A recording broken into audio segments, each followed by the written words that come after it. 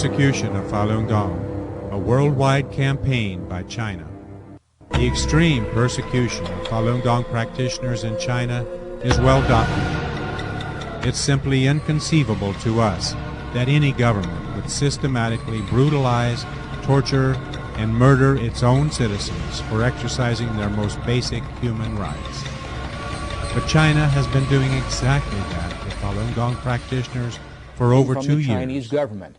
Tang Yongji says he was severely burned by Chinese police because he refused to give up his beliefs in Falun Gong. After being left to die, he escaped to Hong Kong and hid inside a fruit crate on his way to California. Would the Chinese government dare to export its campaign of hatred and suppression to the United States? The answer is yes. Under a directive given by China's President Jiang Zemin to, quote, intensify the struggle overseas, end quote, the Chinese government has been systematically attempting to wipe out Falun Gong right here in America. This is no idle threat. The Chinese government has directly taken part in interfering with the proceedings of local and state governments, as well as our national government. In the United States Congress, House Concurrent Resolution 218 urges China to stop the persecution of Falun Gong in mainland China. What about the Chinese government's efforts to impose its will on Falun Gong practitioners right here in the United States? Can a foreign government, a communist regime, dictate the behavior of American politicians? The answer again is yes. We call on all people with compassion and justice in their hearts to help us stop this injustice. What follows are just a few of the alarming cases of interference by the Chinese government in United States domestic affairs. The targeting of U.S. government officials who have honored Falun Gong. American officials from all levels of government who have bestowed honors on Falun Gong have been targeted by the Chinese government. New Jersey Congressman Donald Payne was asked by Chinese embassy officials to withdraw the Falun Gong notice in the congressional record. Maryland Governor Paris N. Glendening was pressured into writing an apology letter to the Chinese government after awarding Mr. Li Hongshi the title of honorary citizen. Mr. Li Hongshi is the founder of Falun Gong. Mayors in Seattle, Baltimore, Saratoga, Alhambra, Santee, and St. Louis, Missouri are some of the people who have been asked to rescind proclamations given in support of Falun Gong. Fortunately, many mayors remain firm in their recognition of Falun Gong. For instance, former Mayor Stan Bogosian of Saratoga, California, who had this to say regarding his run-in with the Chinese government. Last year in November, when I was mayor of Saratoga, I issued a proclamation in support of Falun Gong. Shortly thereafter, I had received a request in the form of 2 individuals from the Chinese consulate to rescind that proclamation. And since that time, I have received continuing pressure to tone down my involvement and my speaking out for people's basic human rights. And I'd like to take this opportunity to call upon my fellow elected officials in this county to come forward and speak up on this very important human rights issue, because if we don't speak, no one will.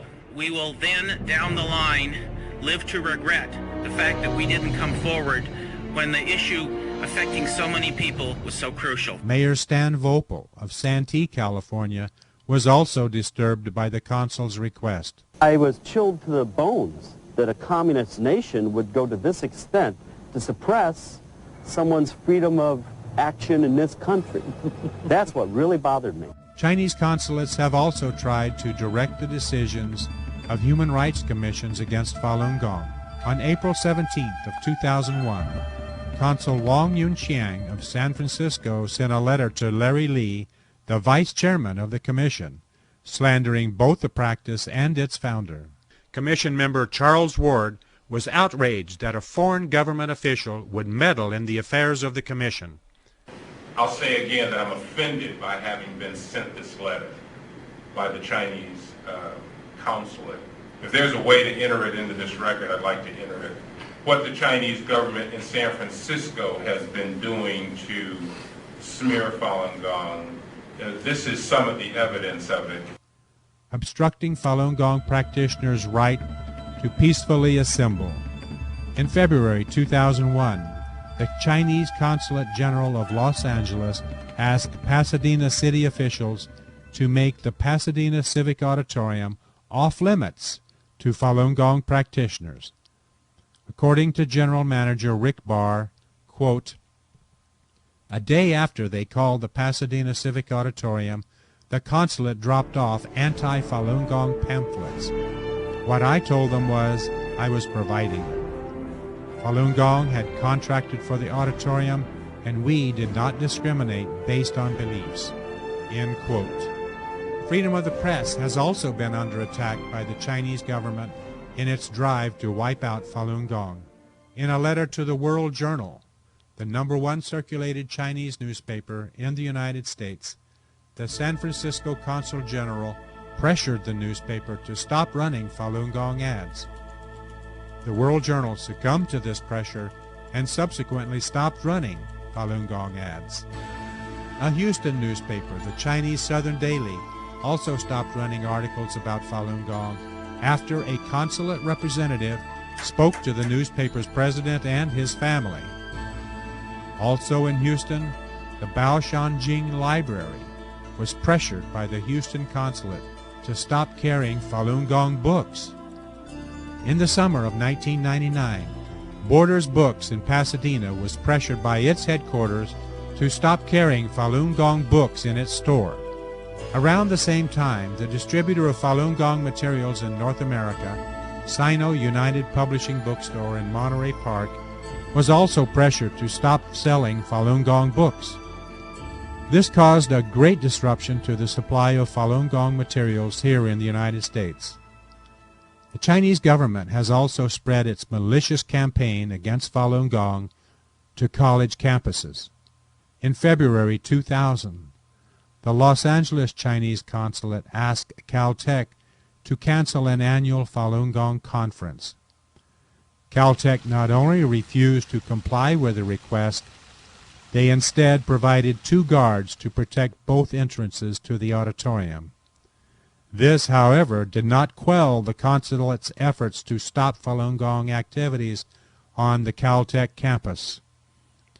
2 days before the Caltech Falun Gong Club was to present a workshop to students, the consulate contacted school officials to ask that the event be canceled. These are only a few examples of the blatant attack on civil rights the Chinese government has openly carried out here in the United States. Can this disrespect for the civil and human rights of citizens and residents of this country be allowed to continue?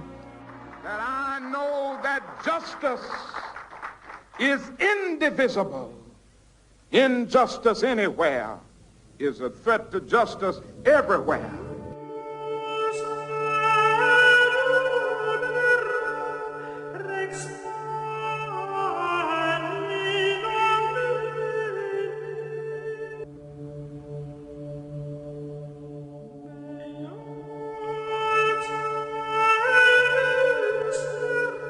For the spirit of freedom, which has been the very soul of this nation, we fervently hope that the answer is a resolute no.